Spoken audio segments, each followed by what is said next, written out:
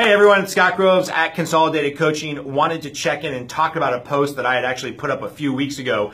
In a moment of frustration, I was complaining about a 1-star Yelp review that the team got, and was obviously frustrated about it. Probably went on a little bit too much of a rant there to talk about how you deal with 1-star reviews. You can go back and review that video about how to leave a response on Yelp, how to claim the business page so that you can interact with the client and apologize. And I'm happy to report that today the client took down that 1-star review somewhat unsolicited. And the way that we got to that point is I reached out to the client. I genuinely apologized to him and let him know that the issue that he had was taken care of.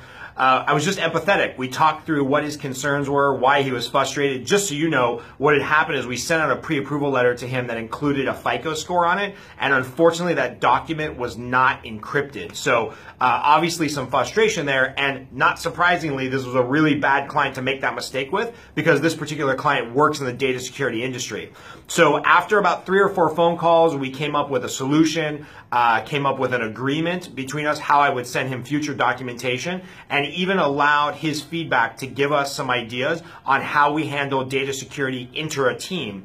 Now, even if we're emailing documents just in between each other, just in case there's a chance that that email accidentally gets CC'd or forwarded to somebody outside the company, we're encrypting that documentation. So, at the end of the day, after I calmed down, I appreciated the client's feedback. It gave us an opportunity to refine our systems here within our lending team. Again, just showing some genuine empathy and giving a genuine apology to the client was enough to make him think about the fact that we made an honest mistake. We're not bad guys. We're not intrinsically allowing data out there in an unsecured fashion. And happy to report that with those steps, we were able to get the negative review taken down. So if you have more questions about how to structure your mortgage producing team, or how to make sure that these type of issues don't occur in your world so you don't have to spend 3 weeks trying to placate a client on a mistake that you made, give me a call, shoot me a private message, and I'm happy to help. Scott Groves from Consolidated Coaching. Talk to you soon.